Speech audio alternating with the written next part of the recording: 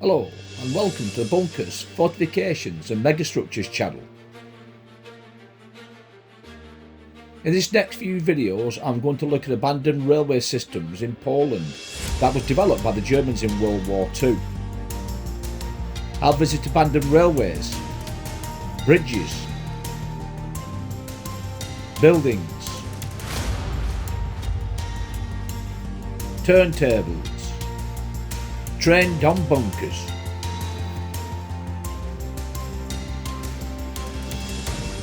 and a rail tunnel inside a mountain. I'll also be giving you some history of each place I visit and what you're looking at. In this video I'm going to look at the abandoned structures in a place called Pyskowice.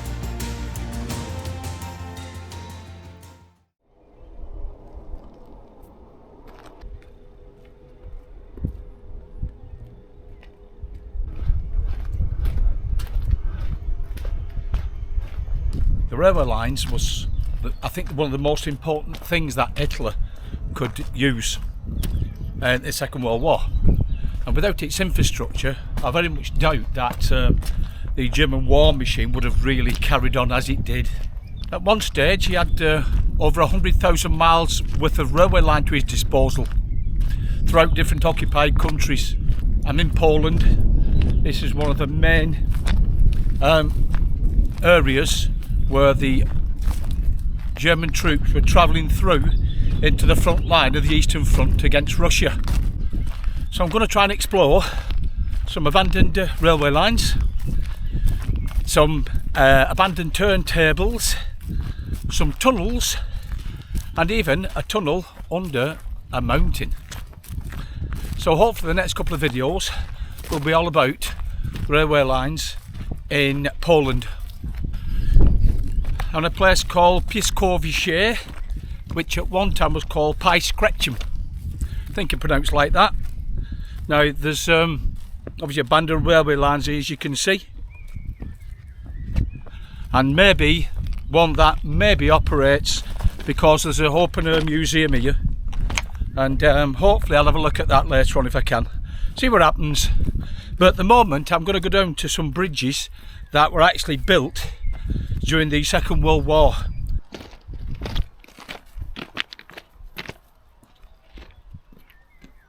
Now the railway line, the railways came to Pyskowice between the 19th and 20th century, and it became a very important hub for people obviously travelling by train.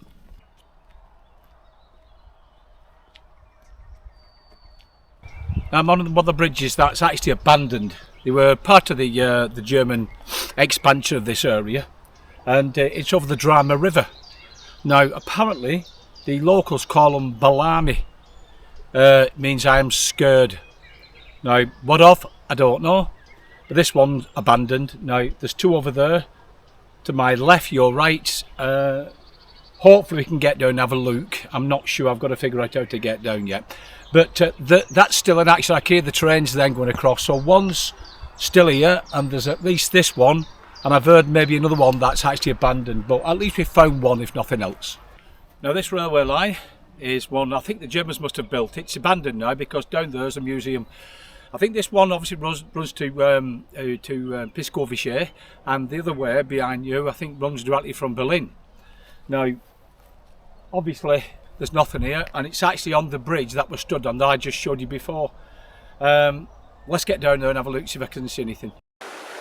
And there's the other bridge we walked on before, but I've had a look round. I don't think it's accessible.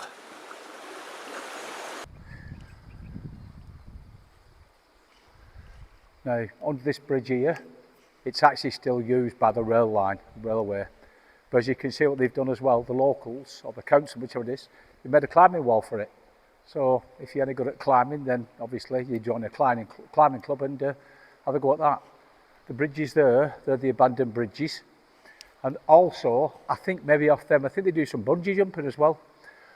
Also, the council or they're illegal, I'm not sure. Apparently the old raves in there now and again.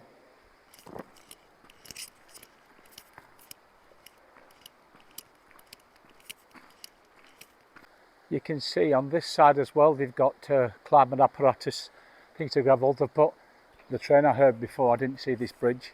This bridge is definitely active. I've got a feeling it's that one, what we saw before, that's not active. Here's two more than bridges, just like the one down there, what we were actually walking on. I don't know whether a railway line would have run under this or not. I very much doubt it, because there's waters here, the river Drama's here, so I'm trying to surmise and figure out how a railway line would have worked. Only thing I can think of, if they built some kind of structure either side to run a railway line across that way.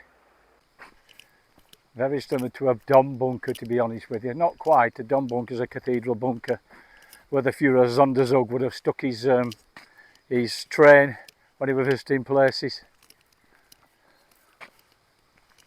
That definitely isn't big enough to fit any train inside there. If you can see over there, it looks like another bridge of some sorts there. The Prussian authorities at the time decided to build a big junction round here, and the idea was to build a freight line there, and the freight line will go from Wrocław to Upper Silesia, and then they'd also build a passenger line which actually runs straight into Berlin. World War I broke out. A lot of the railway lines and that stopped work to concentrate on the war effort. When Adolf Hitler came to power in 1933, he started to then expand this line.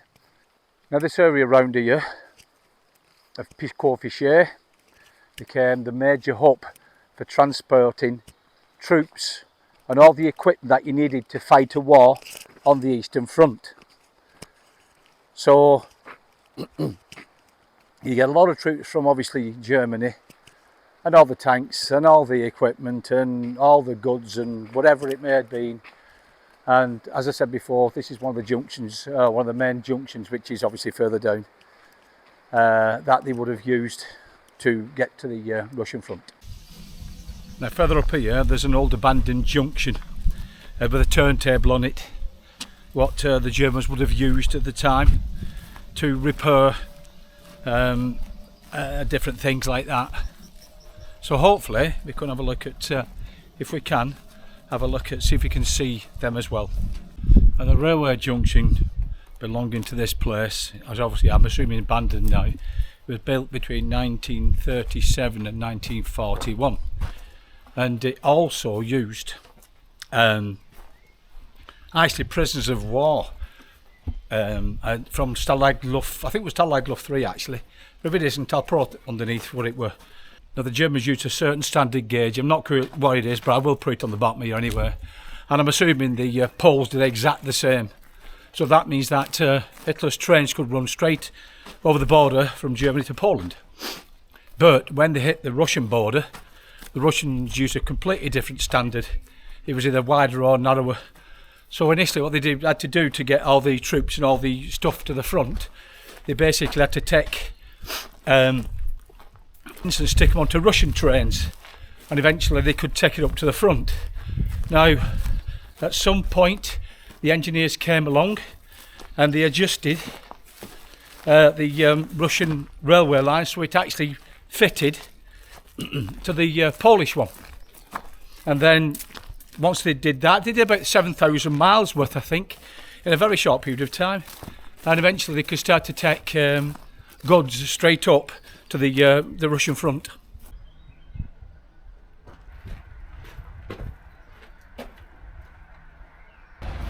There's even more carriages down there. I think maybe part of the open air museum. Hopefully this is an abandoned railway line. I need to walk down there to get where I'm going.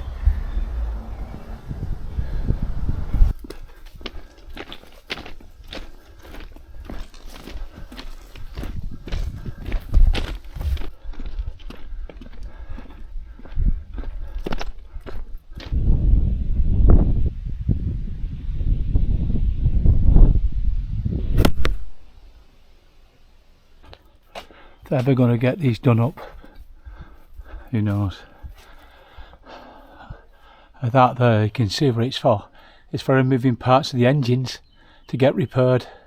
or even replaced.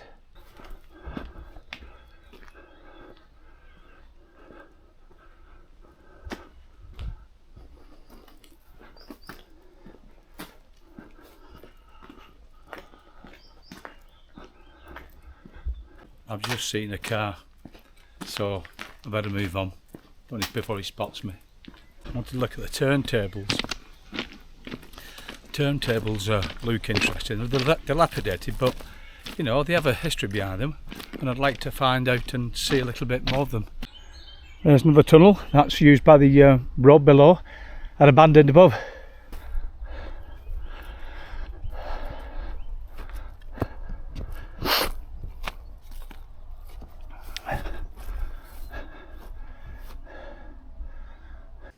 There's actually 600 men worked on here from one of the stalags, from a place called Lambsdorff.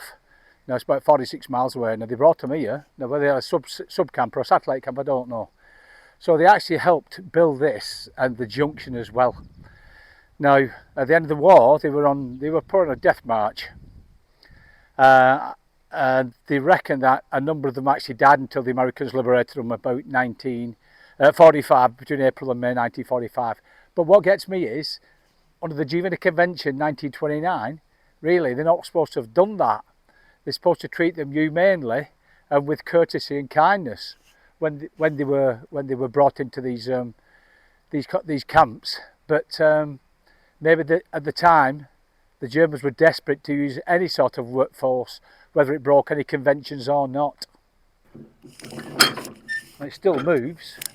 It doesn't actually move anything. Obviously everything's disconnected. Shame really. Part of the museum would expect that to work. But it doesn't.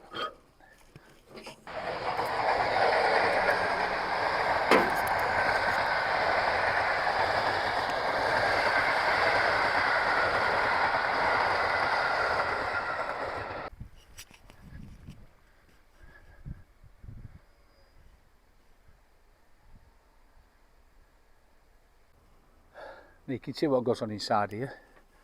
They've got quite a few of these pits where the workmen can actually work on these trains.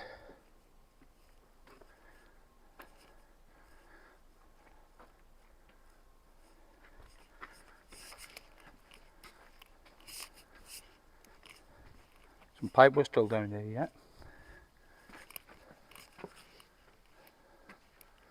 Even some parts of train maybe, looks like it to me. More like the office. It looks like a heater in winter, keep them warm. And another one over there, and one over there as well. If you look over here, might be able to see it, number 18. That's bay 18, there's one in winter. An old carriageway, at the bottom of it anyway, you can see. It's nothing left of it really.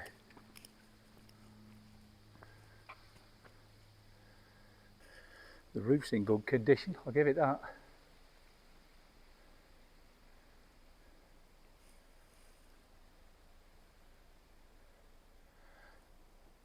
And if you look, the glass is still in place. And most of it in the windows there.